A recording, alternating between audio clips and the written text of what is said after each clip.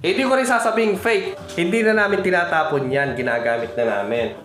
Kami na mismo ang maggagamit.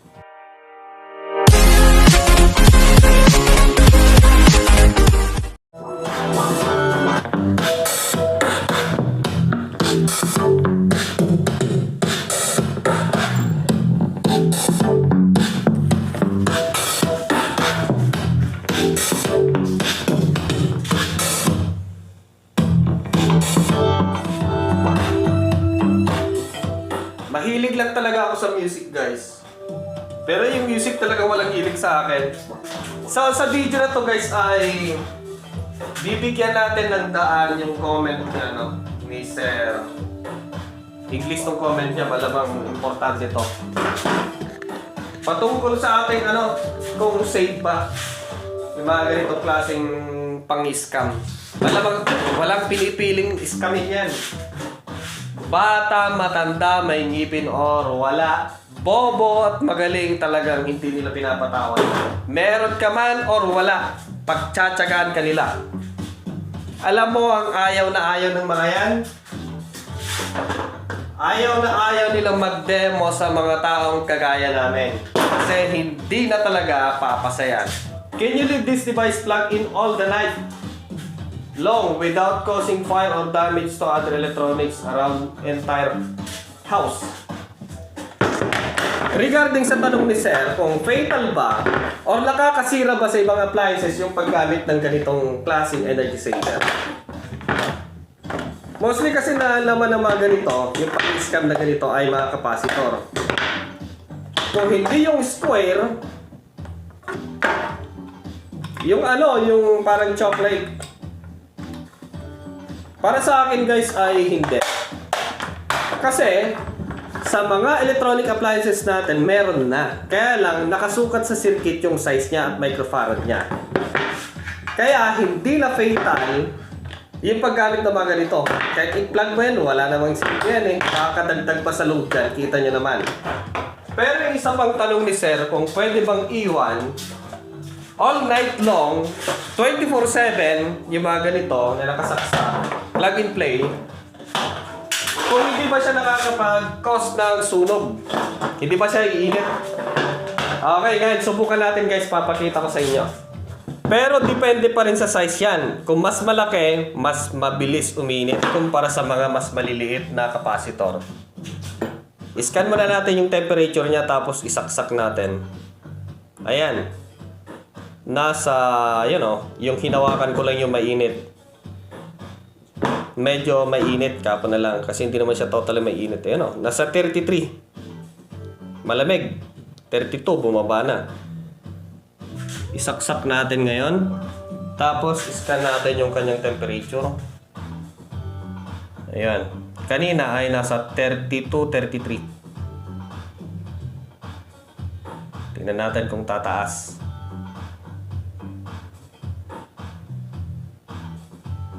Yun, tumataas na. 33. 33.5.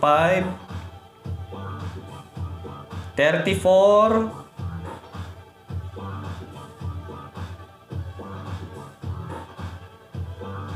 36 na. O, 37. Tama na. Mainit na yan. Ayoko lang ituloy. O, yan o. Maligamgam na. Parang leeg ng isang tao na may tama na. Okay? Legit po yung scanner ko guys, yun o. Si Doogee. May review na po ako nito kung gusto nyo bumili ng ganitong klaseng cellphone. Pre-installed na rin yung kanyang yung kanyang infrared scanner or camera. Yan o. Na nag-promote pa. So, para sa akin, hindi kasi nga mainit na. Yung mga ganitong mga capacitor, yung maliliit, medyo mas matagal kasi nga mas maliit siya. Pero, prone pa rin siya na sunog kasi nga kami mga technician, alam namin na talagang bumubula to. Pumuputok to. Ginagamit na pang charge ng yung mga substandard na mga flashlight, mga mosquito trap. or mosquito swatter. Ito yung nasisira, ito yung sumasabog. Okay, so hindi siya safe. Malamang pagsaksak mo, biglang mawala sa sa harapan mo, or biglang mamuti yung paligid mo. Ang galing!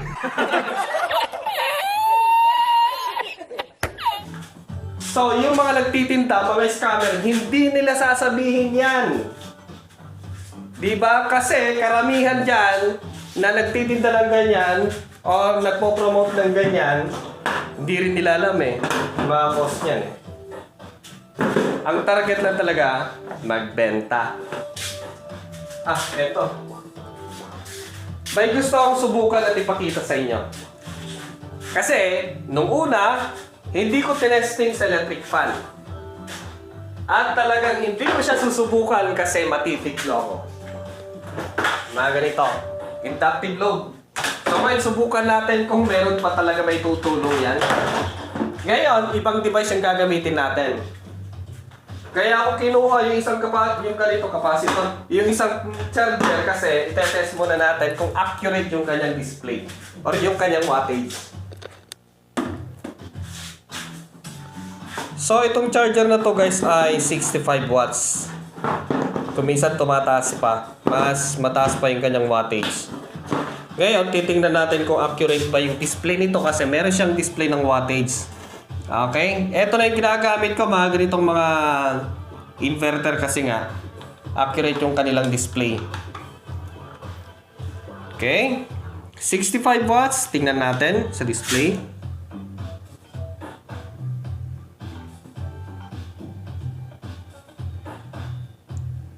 Oh, 65 watts nga, 64. Pero fully charged kung minsan umaabot pa ng 68, 69.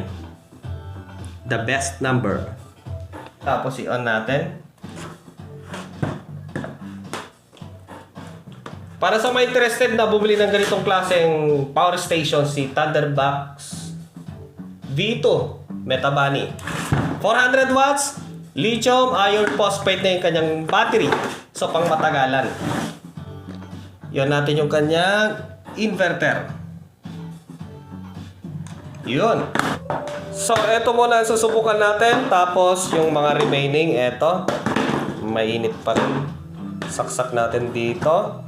Hindi pa naka-on. So, ito yung susubukan natin. Wala kaming ref dito. Tapos, eto electric fan. Okay. 400 watts lang kasi itong power station. So, yan lang yung resistive load, hindi na inductive load lang. Okay, i-on natin. Makikita natin yung wattage niya kasi wala namang nakasulat dito. Okay, i-on natin. Nasa 50 watts, hindi pa siya naka-on. 50 watts yan. Sigurado. Okay. I-on natin. Ayun, ineksakto pa niya. Imbis na nakabawas, hindi. Mas ineksakto pa niya. Plus 5. Expected ko 50 watts yun. Eksakto nga, hindi nga nagsinungaling. Kaya nga hindi ito yung ginamit kong device noon kasi accurate yung kanyang display, si Thunderbox Metabani. Kaya hindi ito yung ginamit ko kasi talagang hindi lalabas yung pabubudol dito. Hindi papasa. Ayan, ibabagsak tayo ni Metabani. Lalabas yung katotohanan. Okay, imbis na nabawasan, hindi. Sunod natin yung electric fan. Ginagamit namin sa labas kaya medyo makalawang marumi. Pero talaga. Tansya ko dito, nasa 50 watt din lang Subukan natin. Ayan, nasa 50 watts nga. Adjust natin. Nasa number 3 na siya. Number 2 pala. Number 3 na. O ayan. Nasa 50 watts. Papunta natin doon. Okay. So ngayon, i-on na natin yung Wonder is coming machine. Ayan. Naging 48. Okay. Mas lalong pabigat. 44 pag hindi naka-on. I-on ko siya. Naging 48 yung 44. Okay, patayin natin. Subukan naman natin yung mga ibang device, yung plug and play. Okay. Subukan natin para saksak na natin dito direct. Ay mag-focus ng camera. Okay, naka-on na siya ngayon. Nasa 50 watts. Saksak muna natin yung isa, yung plug and play. Okay, mas maganda yung malapit. Yan, 44. Saksak natin. Naging 45. Okay, walang masyadong effect. Tanggalin natin. 44. Mas dumagdag pa siya. May laman to eh. Ayun, lakas ng laman. Sigurado to, mayroon din yung isa. Try natin to pabigat. So wala na kayong masasabi kasi inductive load dyan. Mostly na ginagamit sa bahay, electric fan.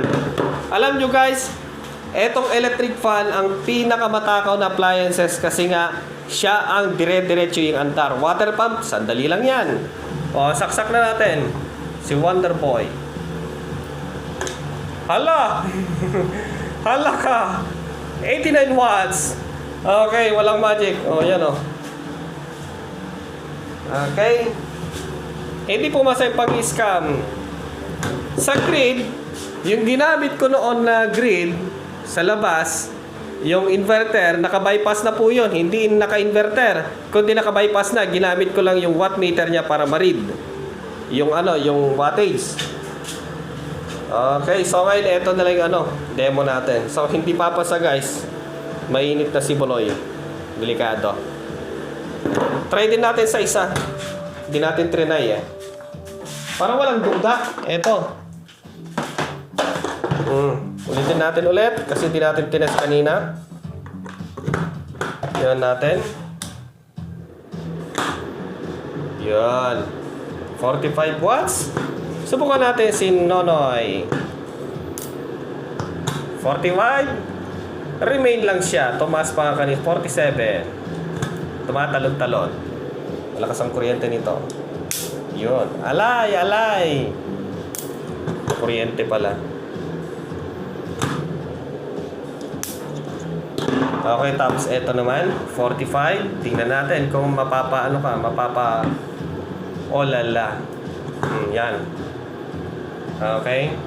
Kita-kits na lang. Sa collector ng kuryente. Subukan natin tanggalin. Yan. Remaining. 42. Okay. So, walang naitulong. Kundi pabigat pa nga siya. Okay, so para sa mga interested, eto, may review ako nito. Ilalagay ko na lang po sa description box kung trip nyo. Tapos yung malaking inverter na ginagamit ko na nakayang plancha, 1,500. Nasa description box. Pati ito. Pero kung gusto nyo all-in-one, nandito na lahat. Eto na. Meron din siyang DC output. Nag-promote pa si Juan Dilasag.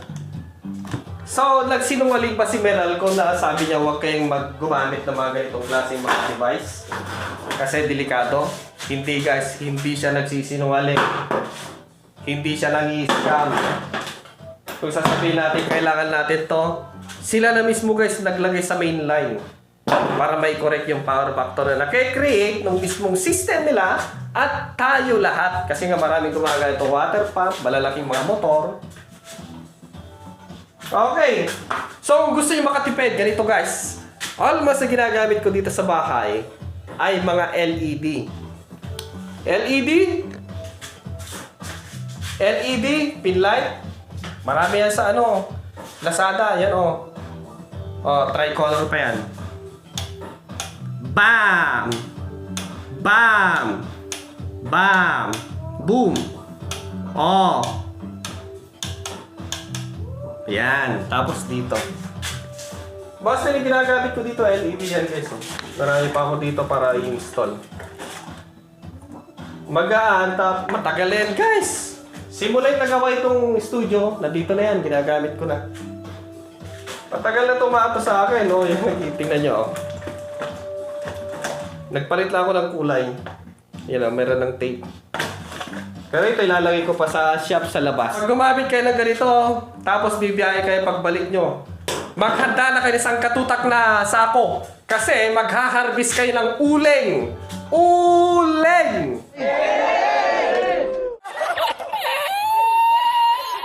Eto guys, pahabol. Technician si Juan Dilasag. Alam namin kung ano yung gamit ng mga to. Nasubukan na namin yan. Magtanong kayo sa technician, sa inyo. Ipakita nyo yung mga ganito. O yung video ni Juan Dilasag o yung mga device. Kung nakakatipid or hindi. Sinungaling si Juan Dilasag kung sasabihin niya, kung sasabihin ng mga technician na makakatipid yung mga ganito, hindi nila i-recommend kasi ayaw din nilang masira. Bakit si Juan Dilasag? Ang tagal-tagal ko ng technician, bakit hindi ako gumagamit? Hindi, kasi hindi siya totoo. Hindi totoo nakakatipid yung mga ganyan. Hindi ko rin sasabing fake kasi wala namang totoo nakakatipid.